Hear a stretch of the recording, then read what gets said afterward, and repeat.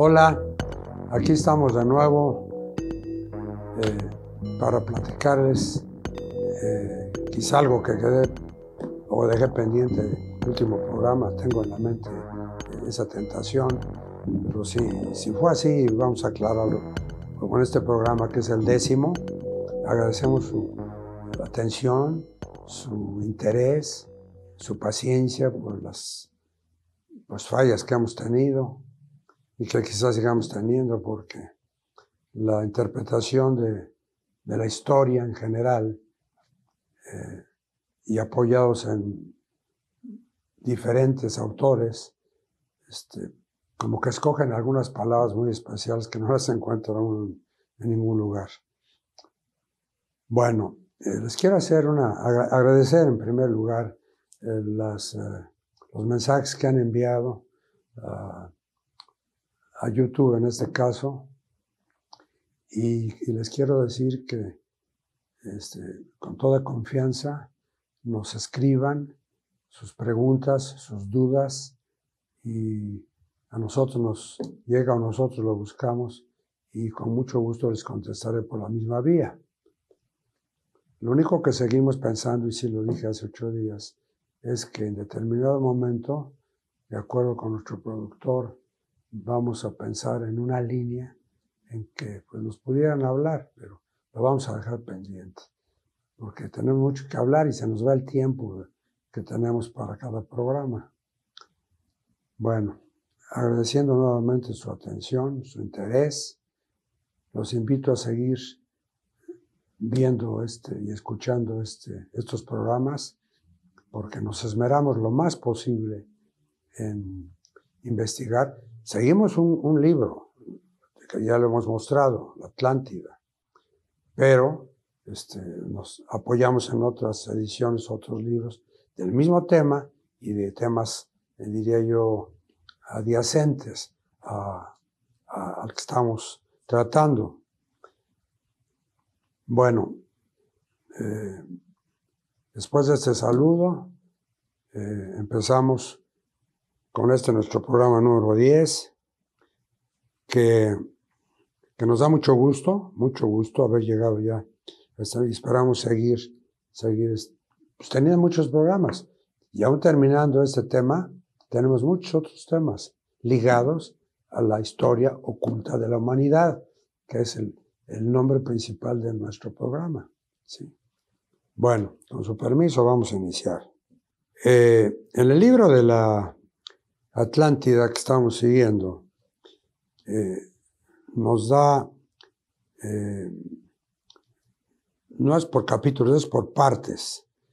Entonces, el día de hoy nos toca hablar, para empezar, la creación del hombre.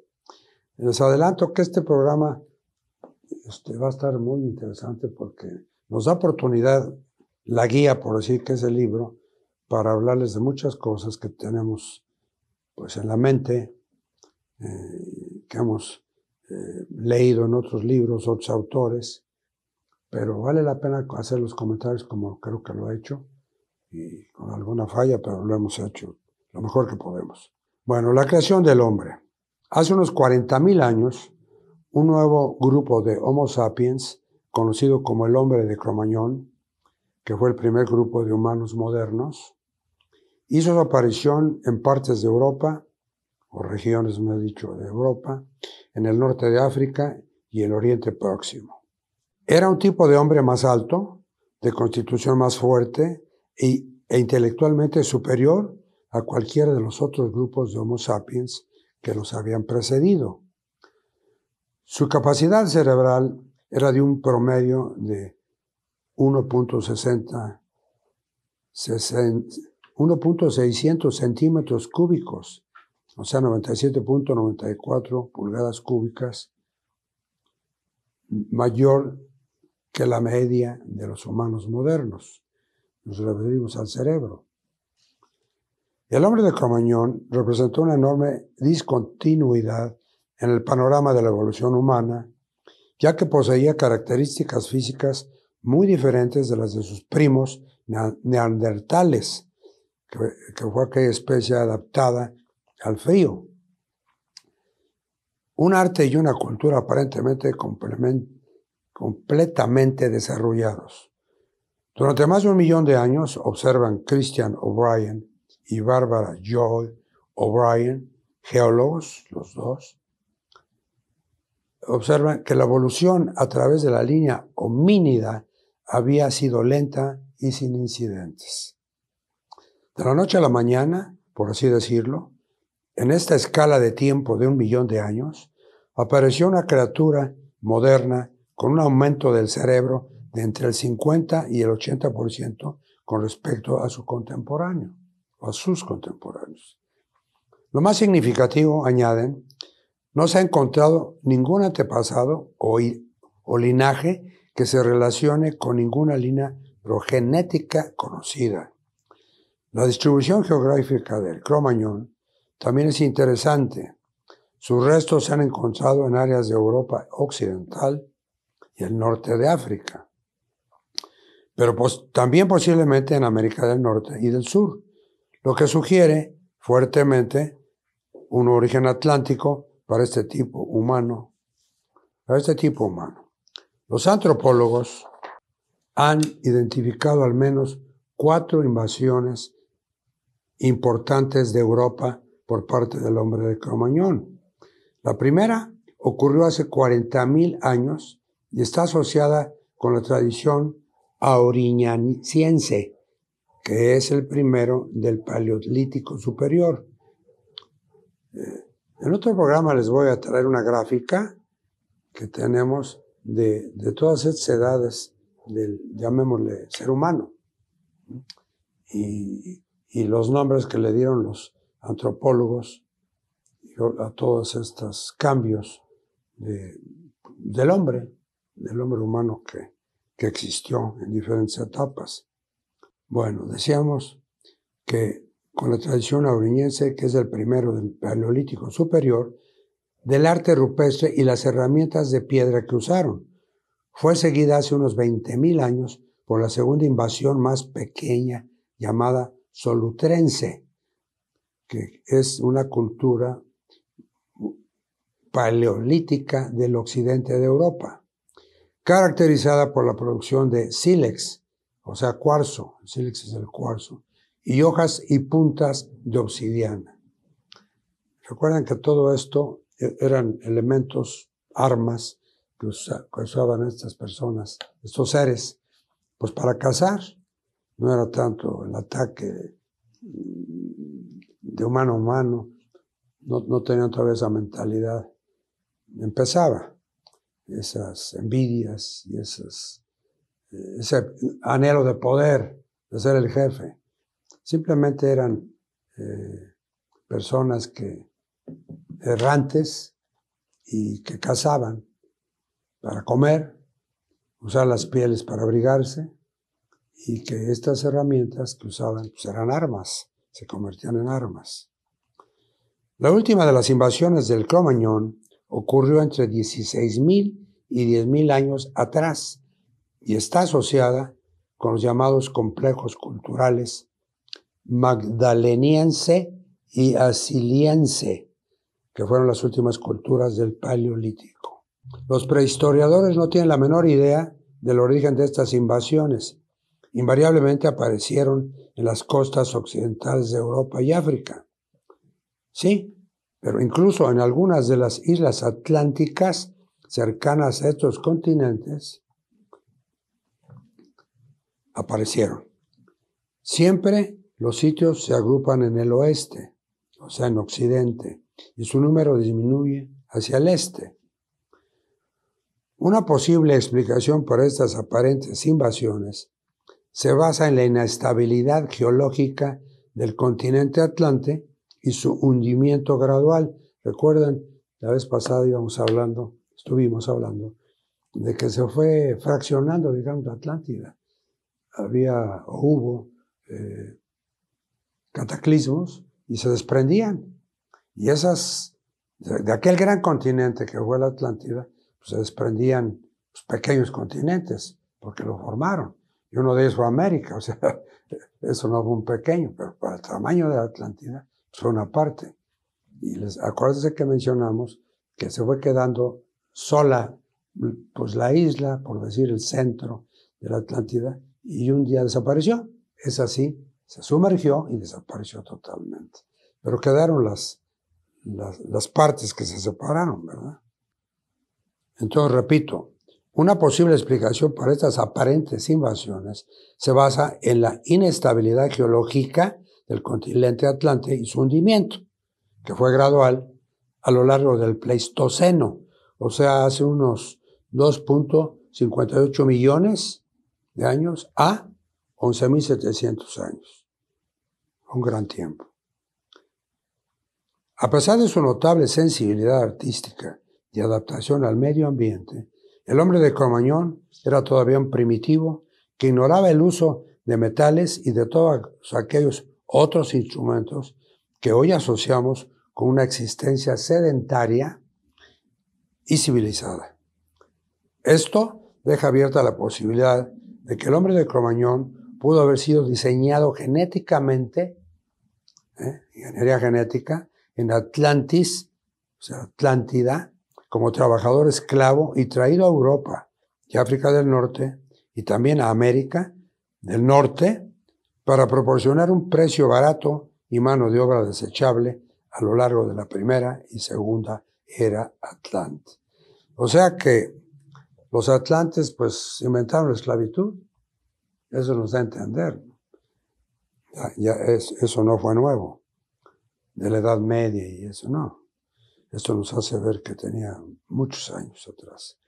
En la antigüedad, el hombre de Cro-Magnon se había formado en periodos muy diferentes, como sugieren numerosas tradiciones. La aparición del hombre de Cro-Magnon coincide aproximadamente en las cronologías esotéricas con la de la quinta raíz, la aria. Ya hemos hablado de los alemanes y de todo aquello. Esto proporciona más fundamento para creer que el hombre de Cro-Magnon fue, de hecho, el resultado de la hibridación entre el hombre de la Atlántida y otra especie del homínido aún no determinada, muy posiblemente los neandertales. Tal podría ser el origen de la tradición bíblica de los nefilim antediluvianos, la progenie híbrida de los hijos de Dios y las hijas del hombre. Vamos ahorita a aclarar esto. Los hijos de Dios son todos, pero aquí hace una separación y menciona a las hijas del hombre. Más de 1000, yo lo entiendo como una distinción. Vamos a ver ahorita más adelante. Más de 1000 años anteriores al relato del Génesis, la antigua epopeya babilónica de Astrahasis fue la primera en escribir a la humanidad como una especie esclava de los dioses, destinada, fíjense, dice esclava de los dioses, destinada a realizar el trabajo pesado y llevar la carga del trabajo de los dioses. En la epopeya babilónica, la creación del hombre fue el gran logro de Nin-Harsag, la madre de la vida de los dioses. Fue ella quien mezcló completamente la arcilla, la tierra. Dios y el hombre para crear un Lulú, o sea, un hombre, un trabajador primitivo. Bueno, pues aquí vamos a tratar de explicar un poco eso y aclararlo. Aquí les presento el día de hoy este libro sobre los Anunnakis.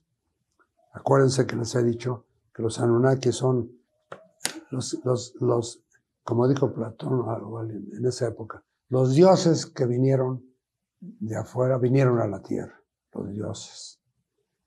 No se refirió a los hombres, los que vinieron del espacio. Pues sabemos que esos dioses fueron los Anunnakis que vinieron del planeta Nibiru, que les platiqué en veces pasadas, programas pasados, que ese planeta que existe es aquel que ya descubrieron y que ahí viene. Es ese planeta, que aquí adelante les voy a decir el nombre que le dieron en aquel tiempo, y que tiene un círculo, una órbita elíptica de 3.600 años. Ahorita les voy a decir eso. Pero bueno, para hablar de esto de los Anunnakis, este libro es muy interesante.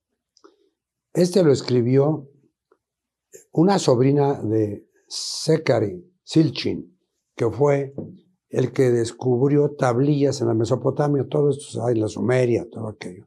Descubrió tablas que él interpretó, puesto que era maestro, un experto en lenguas muertas. Y él, las tablillas que él encontró, pues las narró, las tradujo. Pero luego se fue metiendo a otras tablillas, tabletas, que existen en los más importantes museos del planeta, que son el de Londres, el de Jerusalén, el del Vaticano y otros más. Entonces, Zecharia Sitchin hizo aquella obra de Crónicas de la Tierra, me parece que es de 7, 8 volúmenes. Y el caso es que su sobrina, Janet Sitchin, hizo este libro que incluye lo que nunca antes fue publicado. Y es muy interesante porque es esta pues, intelectual, antropóloga, ella confiesa, y lo dice aquí, que ella fue motivada por su padre, su papá, hermano Zecharia Sitchin, el cual era un PhD, un doctor en aeronáutica y era un ingeniero mecánico. Asistió o enterado de los cálculos sobre los planetas, las órbitas de los planetas. Algunas cosas que él anotó acerca de la órbita del planeta Nibiru, que le llamaban diferente, ahorita lo vemos, era elíptica, ¿no? Y la órbita es en dirección a las flechas del reloj, del clockwise, ¿verdad? En el sentido del reloj, de cualquier reloj. En esa dirección. La mayoría de los otros planetas en nuestro sistema solar rotan o circulan en contra de las manecillas del reloj, ¿sí? Alrededor del Sol, obviamente. Y esto no es la misma forma elíptica de este planeta Nibiru, y da a entender ni de otros planetas, que todavía no los tenemos localizados, por decir. Sin embargo, ella tuvo un trabajo muy arduo para encontrar estos estudios de esta amplia área. En algunas de las notas de Amon Sitchin, de esta sobrina del creador de todo esto, del descubridor, dice que, excepto para el periodo y la longitud o la medida de la órbita de Nibiru, de la inclinación y de la inclinación de de la ruta eclíptica, que ha sido siempre idéntica al del cometa, pero del cometa Halley, ¿sí? Da a entender que es igual la órbita de Nibiru al del planeta Halley. Bueno, este tema lo explica ella en un capítulo, menciona un número de ese capítulo o de esa parte que habla de la escalera al cielo, al infinito, y que da una rápida, con un rápido vistazo de estos eventos que describen, le llaman el Enuma Elish, y este descubrimiento arrojó alguna luz en la ciencia, llamémosle, del misterioso planeta Nibiru. Y agrega que en la cosmología sumeria, en los cuentos de la cosmología sumeria, que le dan una forma épica, desde textos que han servido a la autografía de estos dioses. Aquí entramos ya con lo de Platón y los dioses, y la mitología, etc. Todo está combinado, pero lo dice, de esta lista de estos seres, de estos dioses, y la relación con las ciudades que son una cronología de las historias llamadas y asociadas a la lista de reyes. Entonces aquí termina diciendo, habla del sistema solar y también menciona que los sumerios llamaban el invasor a este planeta, el invasor Nibiru. Y le dice que era un planeta, o es un planeta, no, mejor dicho, de caminos cruzados, pues yo lo entiendo como cruzado con las órbitas de otros planetas, de los del sistema solar, porque acuérdense, el Sol está en el centro, el epicentro, y está diciendo, bajo un estudio, que la mayoría de los planetas, incluida la Tierra, van en contrario a las manecillas del reloj, de derecha a izquierda. Y que Nibiru entró, o ha entrado al sistema solar, pero de acuerdo a las manecillas del reloj, o sea, de derecha a izquierda. ¿Sí? Esa mención, esa observación. Y que los babilonios le dieron el nombre de Marduk. Marduk es el nombre le dicen a veces a Nibiru Marduk, ¿verdad? Pero finalmente acaban llamándole dentro del sistema solar Tiamat, que es la tierra. Tiamat, Tiamat, tierra. Entonces nos da bueno, y menciona también que hubo una guerra celestial, que entra en una filosofía religiosa, ¿sí? Porque ya nos habló del Génesis, ¿sí? Y desde el Génesis, y creo que también en el Antiguo Testamento, se menciona este tipo de cosas, pero en una forma, pues, muy apegada llamémosle a Roma, ¿sí? Llamémosle. Y que este es el cometa que se mencionó antes, es parte del brazalete que le da el nombre de celestial. Otra vez se mete con lo celestial, pues con Dios, el Creador. Y termina diciendo que este Tiamat, o sea, la Tierra, planeta Tierra, fue arrojado dentro de una nueva órbita junto con su satélite, que es la Luna. Bueno, ¿qué quiere decir todo esto? con todo el respeto que ya he dicho desde el principio o tiempo atrás, de las ideologías, de las creencias, nosotros hablamos, relatamos y analizamos lo mejor posible, pues todo que está escrito por otros autores. Nosotros no descubrimos nada. Nosotros investigamos basados en ediciones de autores que tienen pensamientos como todos los intelectuales y aún los sabios. Hay discrepancias. Aquí estamos hablando de lo que yo llamo, en vez de religiones, llamo filosofías, para no lastimar a nadie, ¿no? Que quede bien claro esto. Pero aquí nos mezclan las cosas. ¿Por qué? Porque el planeta Nibiru, que sí existe, ya les platiqué que hay un gran lente muy potente en Nuevo México, en las montañas Graham, dentro de una zona sagrada para los indios apaches y desde atrás todos sus ancestros.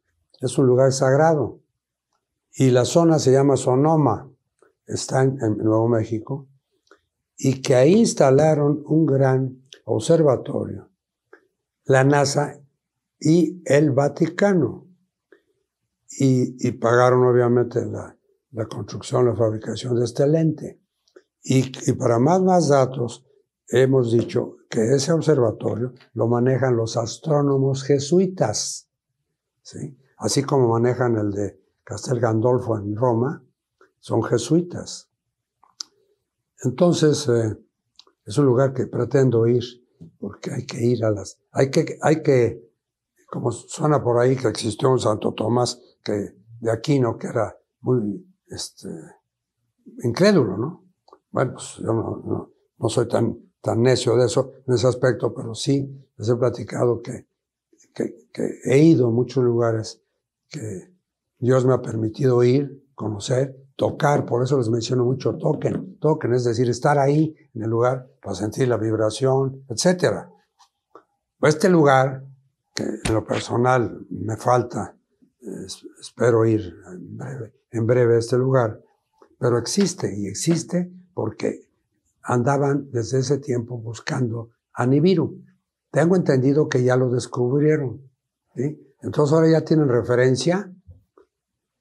Creo que lo descubrieron, lo vieron al principio, pero querían saber más de él. Entonces con ese lente ya lograron ubicar un punto de referencia, puede ser un planeta, seguramente, que les da a los científicos la oportunidad de calcular la velocidad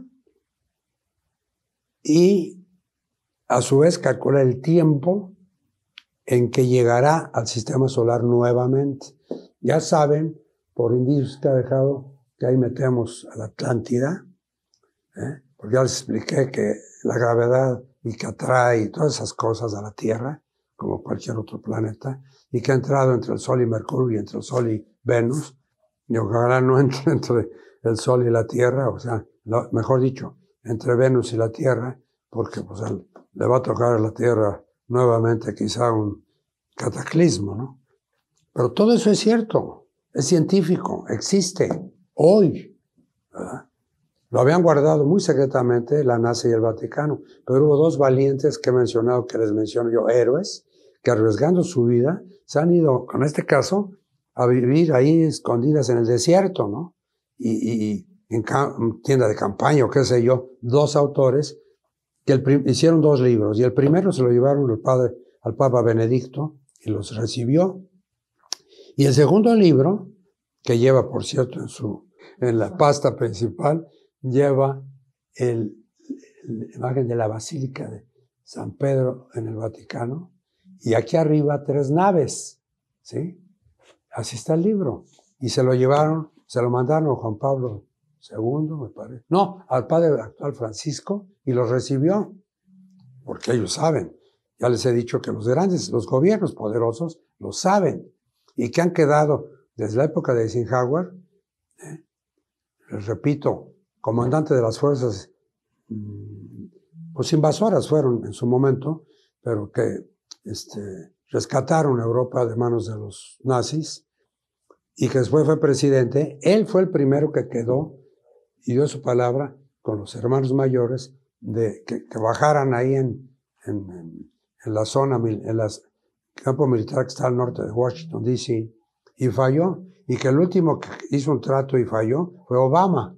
Entonces estamos hablando de tiempos recientes, y estamos hablando también de que se sabe por otras informaciones que en cualquier momento se presentan, y se presentará en una nave nodriza, como la que hemos tenido noticias que encontraron en el lado oculto de la luna y que encontraron una mujer momificada, pero perfecta, no como las momias de Egipto, envuelta, no. Tocaron su carne. Se sabe que rusos y norteamericanos han visto eso y lo han callado. Sin embargo, ya se fugó Fíjense qué curioso. Todos los ex militares, ex CIAs, todos exos, secretarios del Pentágono, de X, algo les mueve la conciencia, o mucho, que revelan las cosas que supieron en su tiempo, ¿verdad? Y eso, por ese medio, sabemos muchas cosas. Su servidor tiene la fortuna de haber recibido 5 libros, 5 textos, que pesan 10 kilos, imagínense, ¿no? Que habla de la pedofilia o la pederastia y anexos, ¿sí? De un tal Joaquín, egresado de West Point, ¿no? Que una vez terminado su servicio, de obligación creo que son 7 o 9 años, se dedicó a estudiar psicología infantil porque le llamó la atención mucho. Ese hombre, que le llama un valiente, que anda, por cierto, huyendo porque es gente que la quieren nulificar, pues anda en diferentes lugares del planeta. Pero ese es un héroe porque se atrevió a escribir 5 tomos donde dice la verdad y nombres y lugares, todo. Ya les traeré una muestra para que vean por lo menos la portada. Bueno, los Anunnakis, ¿qué hicieron? Aquí menciona el autor del libro de la Atlántida, menciona a la madre de la vida, que le llaman Ninkarsark. Yo tengo otro nombre, pero se los voy a traer. Ella fue la ingeniera, hija de Anu, el rey de Nibiru, y media hermana de Enki, que fue realmente el jefe, que su padre, el rey Anu, mandó a la tierra.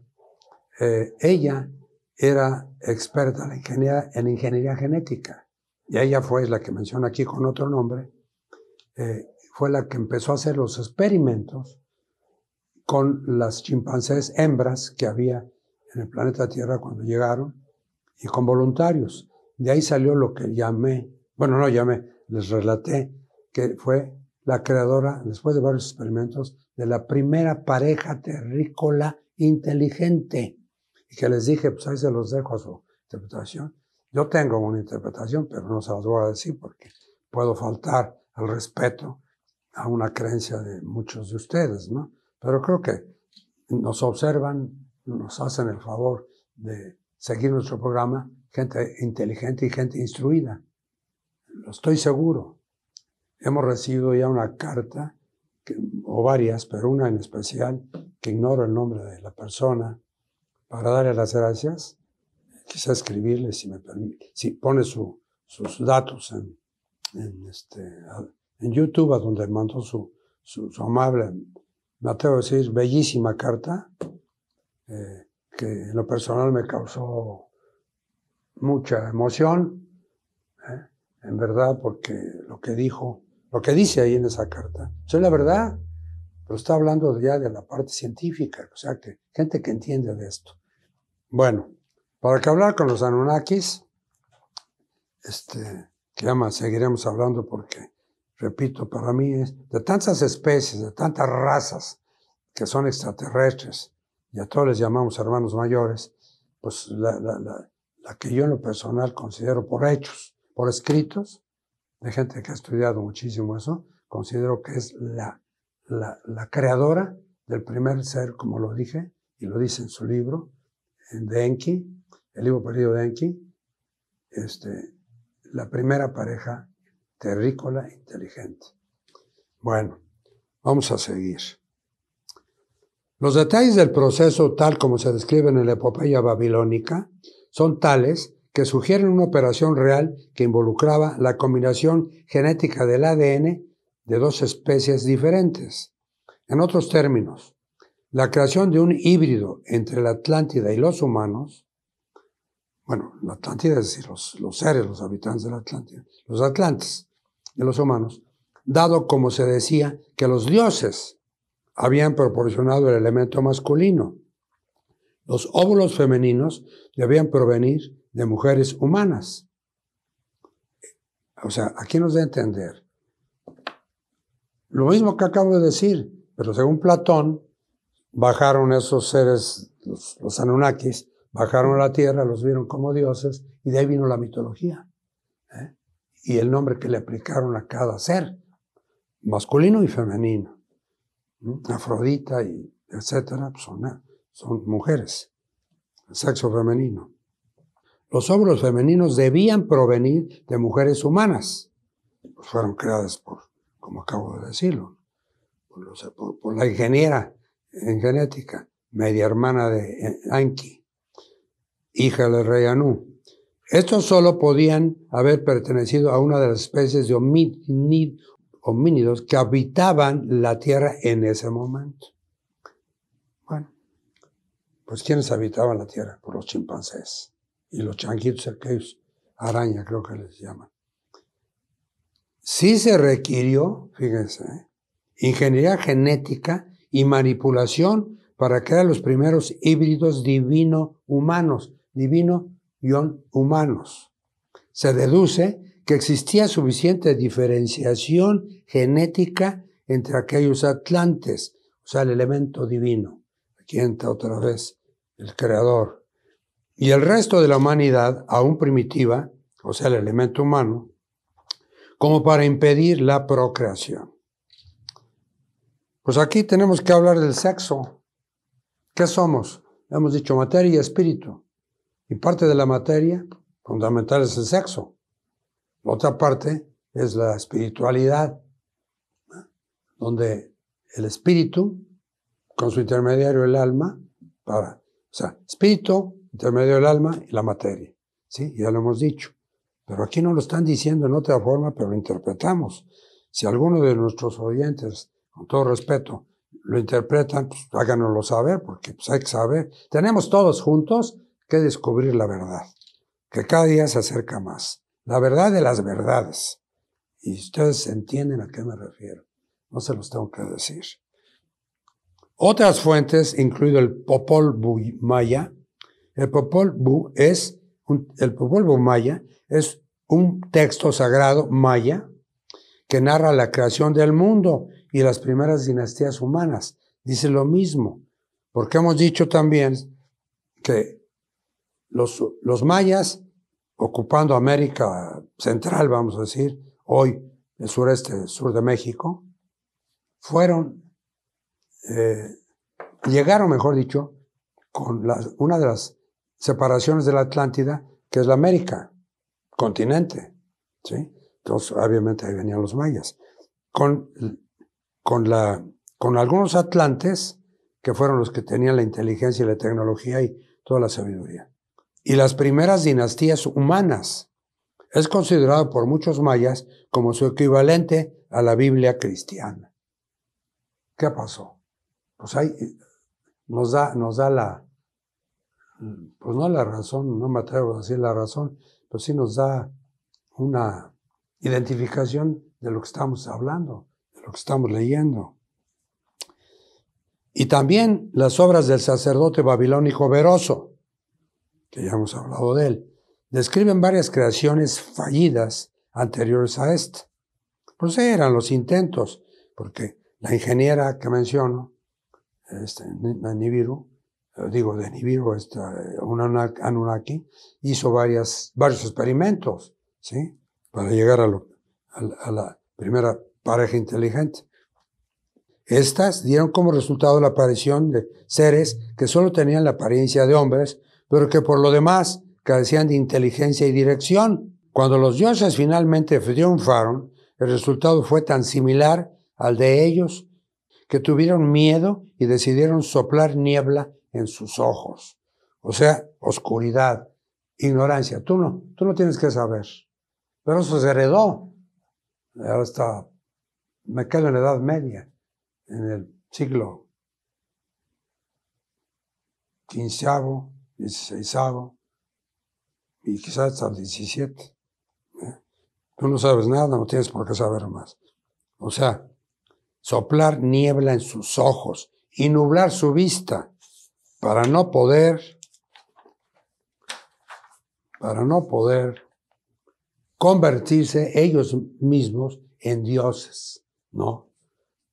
Dan a entender que el que sabe, el que estudia, de aquellos tiempos, pues competía con ellos, ¿no? Porque tendría que haber sabido lo que estamos narrando aquí. En la Biblia, a Adán y Eva, ahí ya los toca, ya no, por eso los dejo a su interpretación, pero aquí lo están diciendo. En la Biblia, a Adán y Eva se les prohibió de manera similar el fruto del árbol del conocimiento y la vida de los hombres se limitó a 120 años. Bueno, aquí dice todo, ¿eh? ADN Atlante. ¿Dónde encaja? Pregunta, ¿dónde encaja la humanidad moderna en este panorama? Pues, en todo. Todos los humanos que viven hoy en día son, de alguna manera, descendientes de los primeros cromañones, los primeros humanos modernos. Al mismo tiempo, al igual que el porcentaje de ADN del neandertal y otros homínidos, varía entre las poblaciones humanas. La contribución del ADN del Nephilim o Atlante también puede variar dentro de un cierto rango estrecho. Tanto la Biblia canónica como el libro apócrifo de Enoch, recuerden que hay un libro de este volumen, es el libro perdido de Enoch, afirman que los Nephilim de la Atlántida fueron completamente exterminados y perecieron en el diluvio. Pues no, con el respeto debido, basándome en un libro que les voy a traer y les voy a leer textualmente. No, porque Enki, hijo del rey Anu, junto con su hijo, sabían que venía el diluvio, que empezó en la Mesopotamia, lo he explicado, en el norte de Asia, y bajó, pues bajó hasta el mar de Arabia, yo creo, escurrió. Bueno, Enki decidió en su nave salir del planeta Tierra, y junto con su hijo y X, vieron el evento. Y otros, como todos los jóvenes que ha habido y existen, inquietos, hombres, acuérdense que los habitantes de Anu eran científicos, ¿sí? Y decidieron fabricar un submarino, ¿verdad? Ya se los dije, donde metieron ADN, semillas y bla, bla, bla. Y ellos vivieron la experiencia de la famoso diluvio. Pero dice aquí que fueron completamente exterminados y perecieron en el diluvio. Pues no. Otros autores dicen que no, eso no va. Sin embargo, varios pasajes parecen contradecir esta afirmación, al sugerir que al menos algunos de su raza escaparon a la destrucción general. Según la Biblia fue Noé y su familia, ¿no? El hombre de Cromañón pudo haber llevado literalmente en su sangre la huella genética de sus antepasados atlantes. Hace unos 30,000 años, aproximadamente, al mismo tiempo que la primera de las diversas invasiones del Cromañón, surgió una nueva haplogrupo, o sea, grupo de linajes paternos o maternos que comparten un ancestro común. Un haplogrupo de ADN-MT, ADN mitocondrial, eso quiere decir, incorporado a la composición genética de los primeros europeos y norteamericanos. Este nuevo haplogrupo de ADN-MT, conocido como haplogrupo X, tiene su frecuencia más alta en las poblaciones modernas entre los vascos del norte de España, los bereberes de la costa atlántica de Marruecos y el norte de África, y la minoría drusa del Israel, Líbano y Siria, así como en ciertas comunidades aisladas del norte de Escocia, el sur de España y el sureste de Turquía. Está casi totalmente ausente del este de Asia y el África subsahariana, pero está presente de nuevo en América del Norte entre las poblaciones nativas del este de Canadá y la región de los Grandes Lagos, parte de la provincia canadiense de Ontario y por partes de ocho estados de Estados Unidos: Illinois, Indiana, Michigan, Wisconsin. Todo está en esta zona, arriba del Gran Lago, ¿sí? El hecho de que este haplogrupo se pueda encontrar en igual medida tanto en Europa como en América del Norte, pero notablemente ausente en Siberia y el este de Asia, sugiere que originalmente se extendió a través del Atlántico. Ya hemos hablado, ¿no?, de los piel rojas. Hemos hablado, según una creencia muy personal, que Siberia estaba unida a lo que es Alaska hoy, por el hielo, y por ahí cruzaron una de las 12 razas perdidas de Israel, que según su servidor fue los macabeos. Eso según yo, ¿verdad? Fueron 12, ustedes sabrán si fue otro. Pero cruzaron, porque aquí lo está diciendo. Empezaron a bajar y unos siguieron la ruta del Pacífico y otros se hicieron al este y se establecieron en estos estados que acabo de mencionar, que de los 3 lagos, el mayor, que da aquí en la parte superior Chicago, actualmente, ya está en Milwaukee, en el estado de Wisconsin. Toda esta zona es la que menciona aquí. Entonces quiere decir que de aquí nacieron, por ejemplo, los Sioux, vamos a decir, una tribu. Y acá, pues, los que llegaron a América Central, América, mejor dicho, aparte de América del Norte, que es México hoy, pero acuérdense que México era muy arriba, muy al norte, pegado al estado hoy de Oregon, ¿sí? Todo eso era México, Nevada, California, Nevada, era muy al norte. Entonces por aquí bajaron los llamados los aztecas, pero tenían otro nombre cuando bajaron. Y empezaron a bajar por todos estos miles de años, ¿verdad? Pero estos otros se quedaron aquí y formaron las tribus de los pieles rojas, ¿sí? Hay mucho que hablar, muchas cosas que hay que saber. Por eso los invito a que se interesen a leer muchas cosas y vayan a los lugares. Bueno, la tradición de fabricación de herramientas de piedra, más comúnmente asociada con el haplogrupo X, se conoce como el solutreano. Los defensores de la llamada hipótesis solutrense observan que si bien las puntas del proyectil de Clovis en América del Norte se parecen a las puntas de la cultura solutrense de Europa Occidental, no se han encontrado herramientas de Clovis en Siberia y Alaska. Pues no, ¿quién iba a vivir en esas latitudes tan extremadamente frías, heladas? De hecho, es posible que el haplogrupo X entrara en América del Norte desde el otro lado del Atlántico, en 2 oleadas separadas. Una en 28,000 años antes de Cristo y la otra alrededor de 10,000 años antes de Cristo. Incluso si el haplogrupo X no resulta ser ADN atlante, su distribución es sin duda significativa a la hora de marcar la ruta de las invasiones de Cromañón en ambos lados del Atlántico. Un problema posiblemente relacionado con esto es el de la mayor difusión del tipo de sangre RH negativo entre muchas de las mismas poblaciones, que también presentan una mayor frecuencia de haplogrupo X en su ADN mitocondrial. Resulta que la mayoría de los humanos que viven hoy en día tienen en común con los primates el antiguo RH. Así es. Positivo o negativo, Lo sé por la licencia de manejar, como muchos de ustedes. Es un marcador que se encuentra a la superficie de los glóbulos rojos y que determina si una persona es RH positivo o negativo. acabo de decir, que se encuentra entre aproximadamente el 85% de los europeos modernos y muchos mexicanos. Sin embargo, se estima que el 15% de la población europea no posee el antígeno.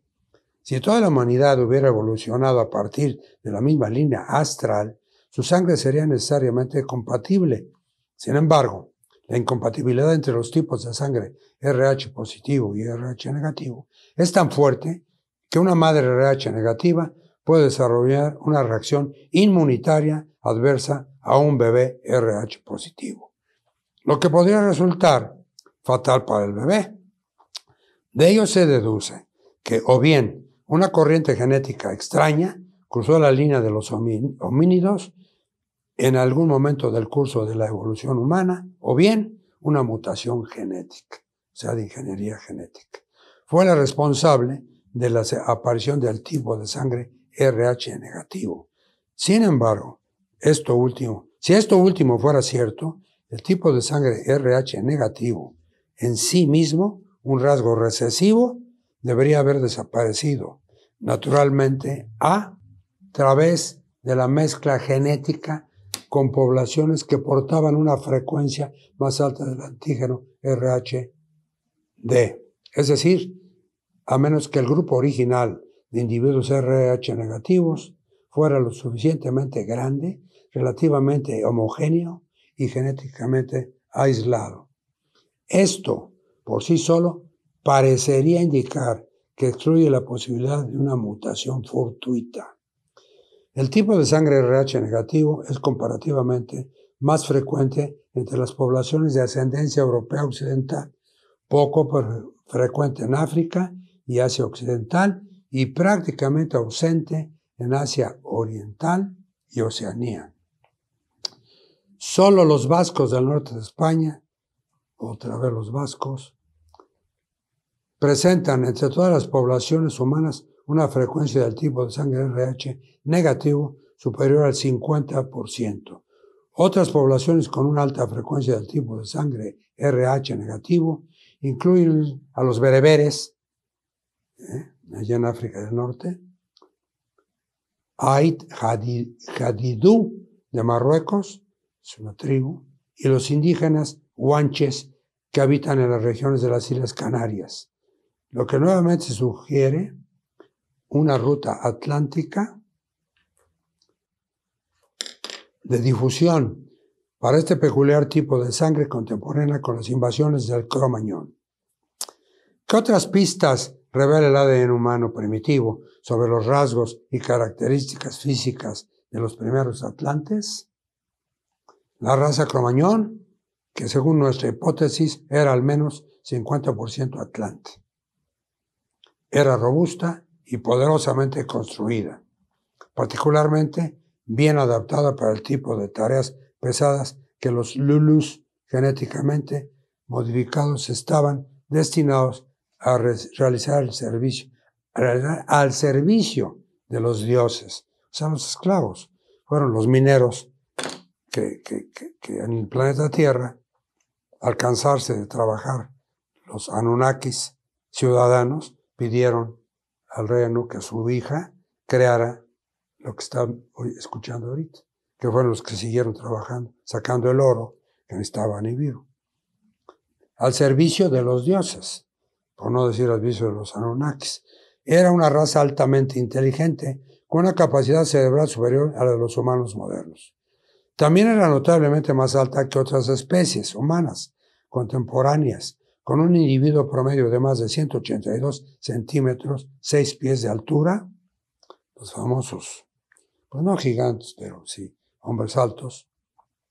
Curiosamente, la secuencia de ADN de las poblaciones Cro-Magnon de la última edad de hielo muestra que estos primeros europeos tenían un tono de piel más oscuro, con una alta frecuencia de ojos azules y de color claro.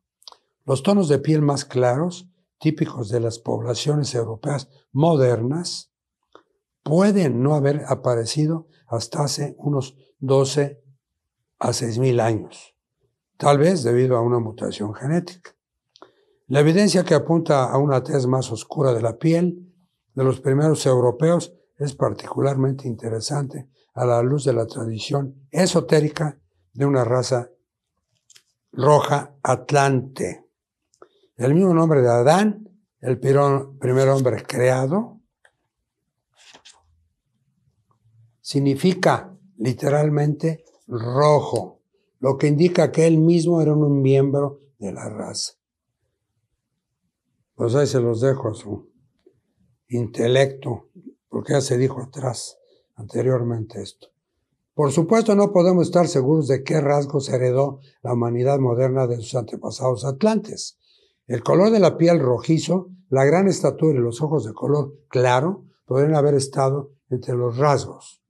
Los vigilantes bíblicos o hijos de Dios son descritos como seres extremadamente altos, con ojos brillantes como lámparas encendidas y una tez corporal tan blanca como la nieve y roja como una rosa.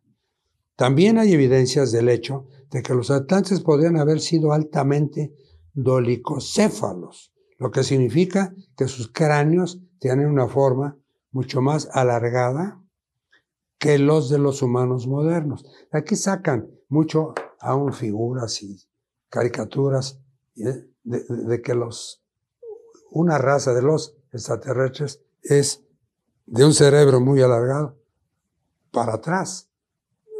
O sea que, pues algo pasó, ¿verdad? Por ahí. Más alargada que la de los humanos modernos. La práctica de la deformación craneal entre muchas élites antiguas puede haber surgido como imitación de la apariencia externa de los dioses. Finalmente, nos enfrentamos a la clara posibilidad de que la vida de los atlantes fuera significativamente más larga que la de los humanos modernos, más larga, más longevos.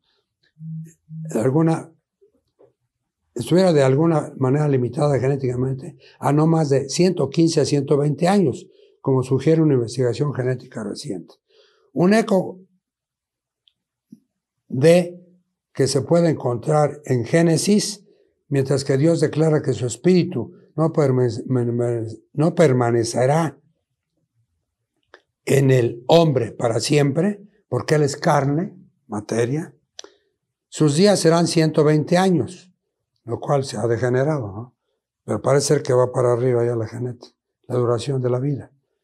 De la duración de la vida atribuida a los patriarcas antediluvianos y postdiluvianos, tanto en Génesis como en las listas de los reyes sumerios. El mundo de hace miles de años era un mundo en el que diferentes razas o especies humanas ocupaban diferentes etapas en la escala de la evolución física y espiritual.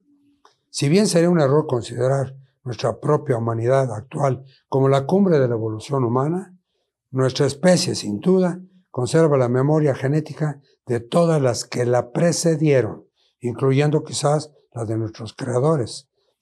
La búsqueda de nuestros antepasados atlantes se convierte, por lo tanto, también en una búsqueda de nuestros orígenes divinos para liberar este potencial en todos y cada uno de nosotros. Bueno, pues estamos llegando al final de esta información, de este programa, y solamente permítanme, con todo el respeto posible, invitarlos a que analicen lo que les acabo de decir, que lo pueden regresar cuantas veces puedan en el programa y analizar y buscar, ya les dije, en Google o donde ustedes tengan mejor forma de investigar, porque no me atrevo a decir, por respeto, lo que se entiende. Se entiende muy claro quién fue Adán y Eva y de dónde proceden, de su creación. Está muy claro. Entonces, hoy por hoy, repito nuevamente que nos hagan favor de escribirnos sus comentarios, sus dudas. Nosotros lo obtendremos de la central, llamémosle, y por el mismo medio les contestaremos.